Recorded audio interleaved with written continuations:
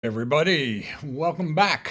It's been a while, and I'm warning you this is going to be more chaotic than usual because I don't really have much of a single topic to talk about today. I want to fill in a few blanks that I've left behind. Let's get the boring stuff out of the way really quickly. I neglected to mention when I was talking about negative feedback, particularly with the Baron and the Tigress, that they also had Pentode to Triode switching. Okay, and that also enabled you to tune the amplifier to the type of music that you wanted to hear. Okay, I don't want to get too deep into that because it's too boring.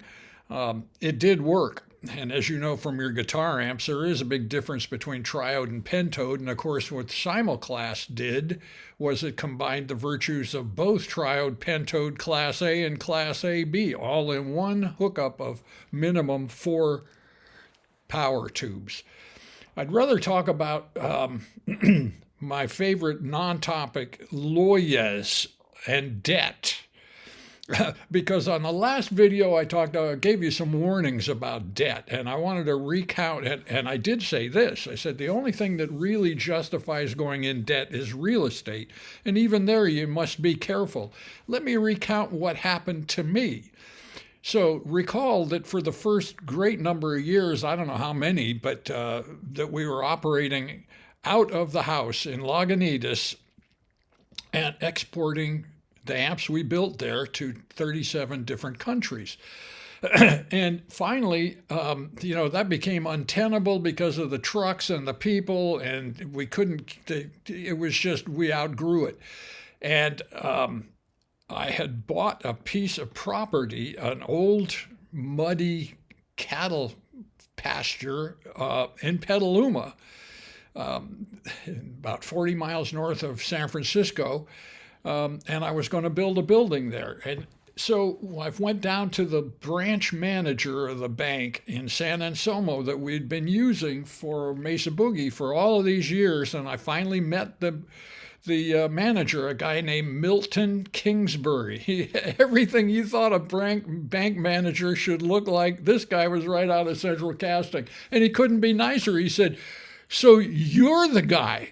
Man, you're the mystery, because for years we got these money transfers coming from all over the world, and then you guys drop off these checks at night, and then nobody has ever come in here. We have this is the weirdest mystery. What can I do for you? Is there anything I can do for you?" And I finally said, "Yes, Mr. Kingsbury, there is.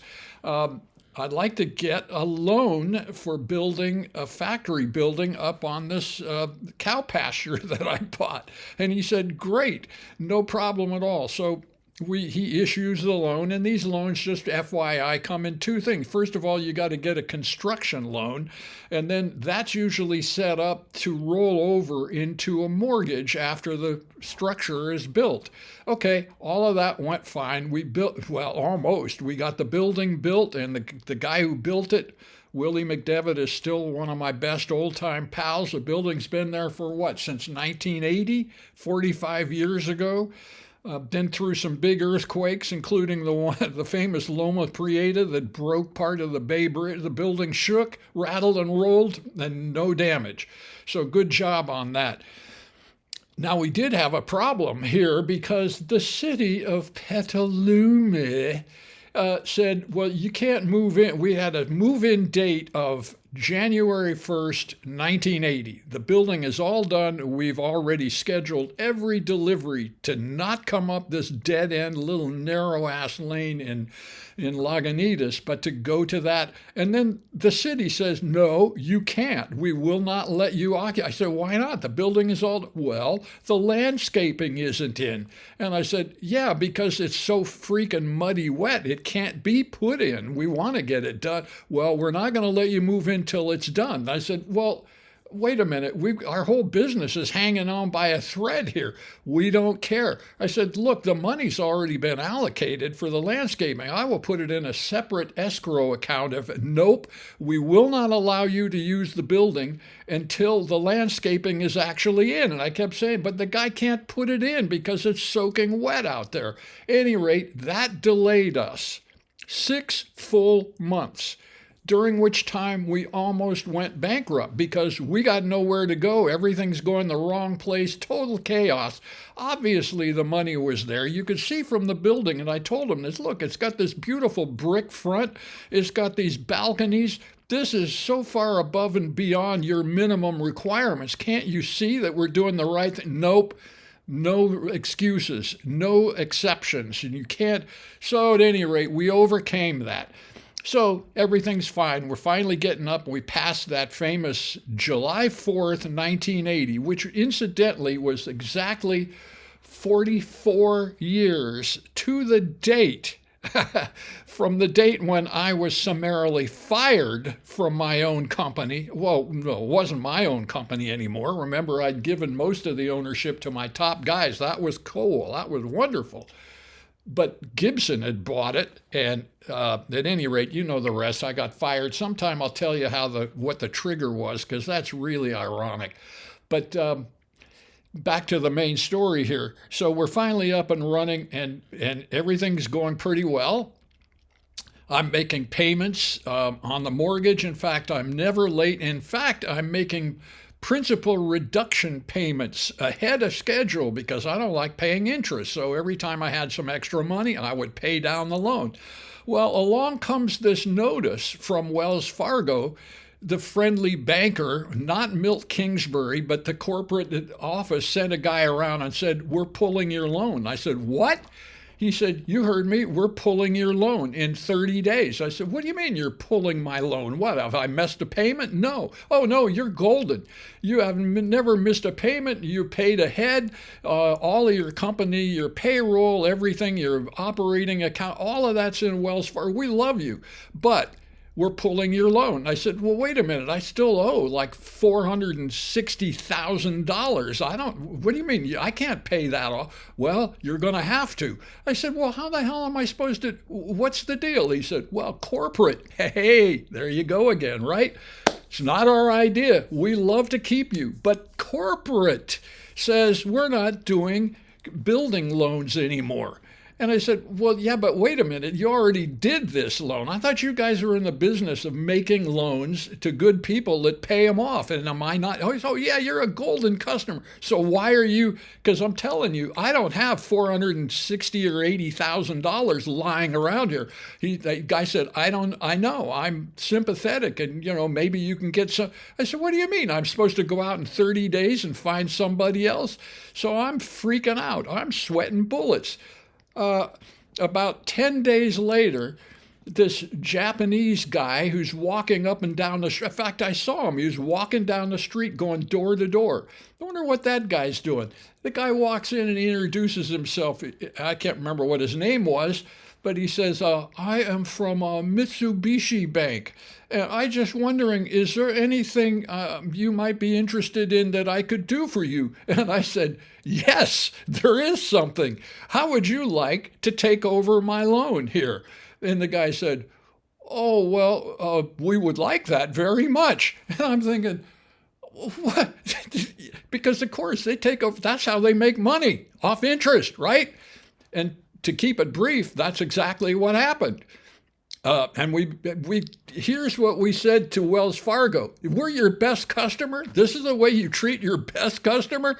See ya. We want nothing further to do. No, it's not us. We apologize. It's corporate headquarters in New York. Yeah, corporate headquarters. Since then, I've had some experience with corporate headquarters that are across the other side of the country. Do they know what they're doing? Well, they may think so. At any rate, I don't want to get off on that just yet, but this is a perfect example of why does the corporation think they know better than the guy that's actually on the street and knows the local customer. Now, if I was a shitbag, the guy would say, yeah, foreclose. That guy's nothing but trouble. Get him out of here. No, the opposite is true. Like they said, you're golden. We couldn't find a better customer. So why are you getting rid of me? Oh, it's a corporate policy. Oh, a corporate policy. Well, yes, let me bow down to the new corporate policy that just lost your golden customer forever. At any rate, thank God and thank Mitsubishi Bank and this guy. This is a perfect example of somebody who's trying to make business. He's not just clerking a sale.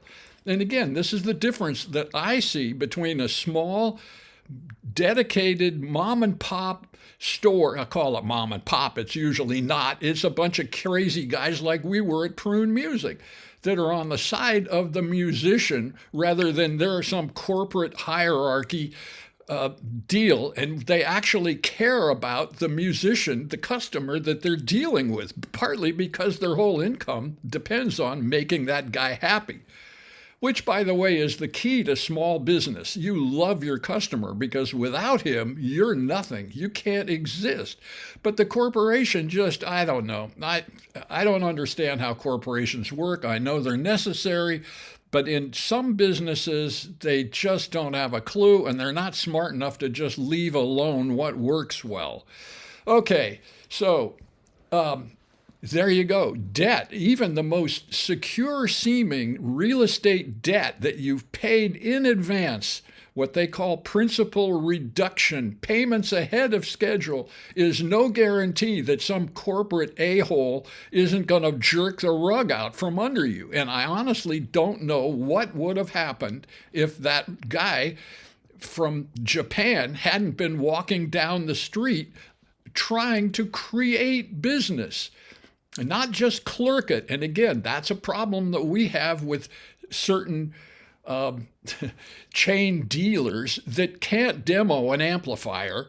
They can clerk it. You come in and say, I would like a Mark 7. And they, do we have one? What's a Mark 7? Oh, we do? Okay, here it is.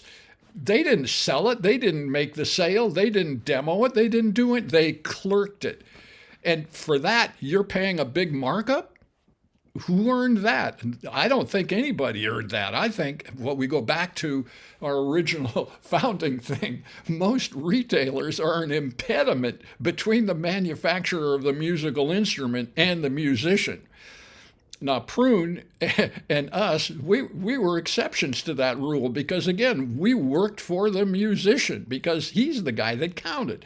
And I've been to in the NAMM shows, you guys might know what the National Association of Music Merchandisers, yes, the big trade shows, where I've sat in on some of these other companies and they have never mentioned the musician. They talk about how much money the dealer is going to make. If you carry our brand instead of the other brand, here's how much money you're going to. I never heard the word musician mentioned once. It was manufacturer to dealer, how much money you're going to make handling our line.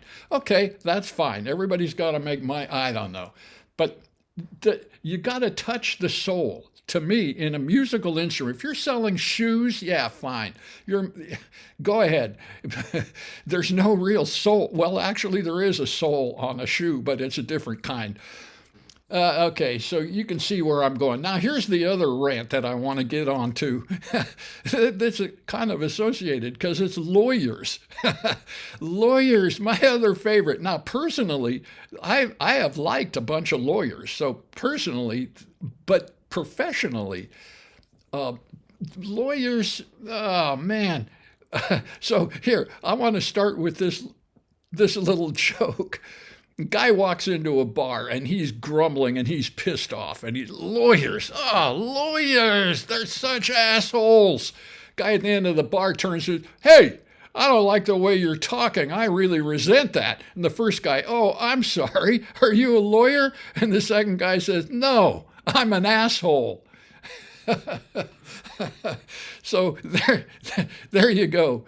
Okay, so I mentioned that with the collapse due to debt of our German branch, which could have been golden and could still be doing really well as 1317 Ross Street in Petaluma was, a great investment.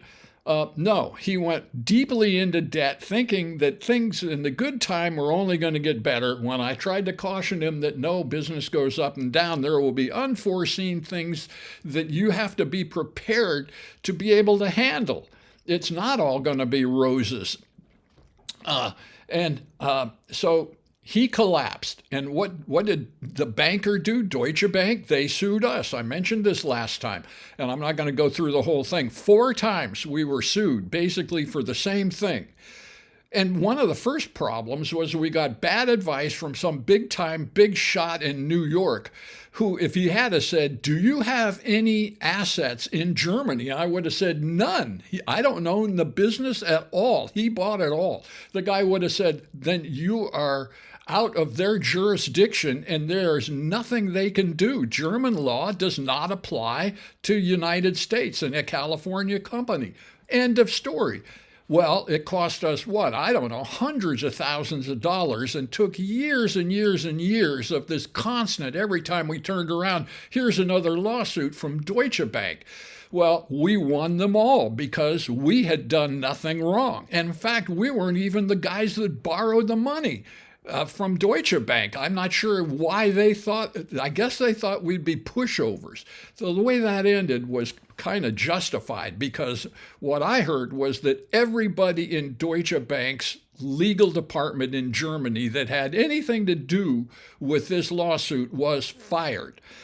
Now, Deutsche Bank also used some high power, high pressure outfit in Los Angeles, and that's who we were dealing with all of the time. And so when this finally ended after 4 lawsuits, and as I mentioned, the 4th one, they didn't even bother to show up at court.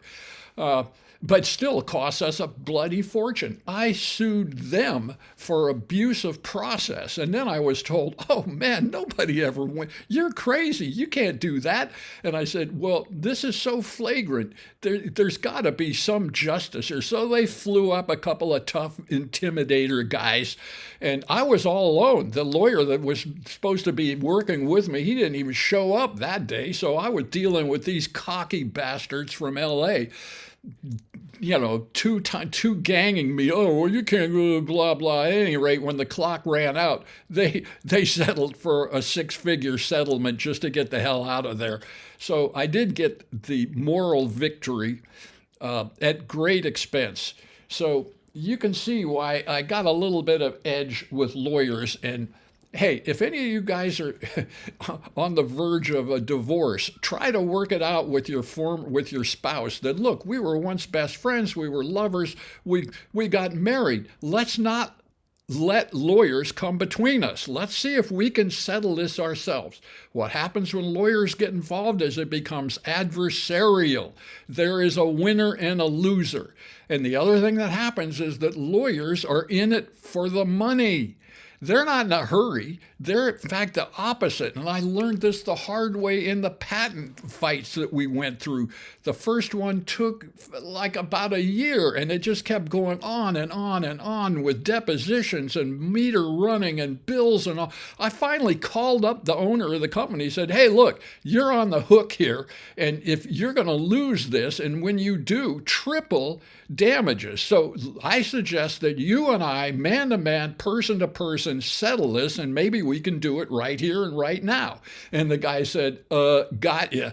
And it was kind of heartbreaking because I heard him. This was a Saturday, and I heard his Dad, are we going to go out and play ball? Oh, just a minute, son. I mean, the guy was a good guy. He had taken bad advice from his fucking lawyer, because his lawyer's in no hurry to stop the meter from running. Let's have another deposition. Let's go over this again in greater. So he and I just came up with a number, again, a 6-figure number, and it went away. And when I called my lawyer, he was just gobsmacked. He said, you what? And I said, I called him on a Saturday, and we resolved it. And he's going to send a check, and it's going to be over. What? He was just dumbfounded. So that's part of my policy. Man to man, person to person, heart to heart. Don't try to be a killer. Try to solve the problem, and try to remember that nobody likes to be raked over the coal. Nobody likes this. And I remember when I was at university in Berkeley, of all places, during the riots and all that, the guy said, well, man, you're really smart. Why don't you become a lawyer like me? And I said, well, because the only thing lawyers do is deal with problems. I don't want my whole career problems. I want to do something that's artistic, that's gratifying for me and the people that I'm doing it for. I had no idea at that time that I'd become an amp guy, but that's what happened. So let's wrap this up here because, again, I don't want to go on too long. But it's been a long time since I've checked in with you guys, and I'm not giving up yet. There's more good stuff to come. I always enjoy hearing back from you guys, and thanks for putting up with this chaotic reminiscences. I hope you enjoyed it, and if not, remember, the next one is free. See you later. Bye-bye.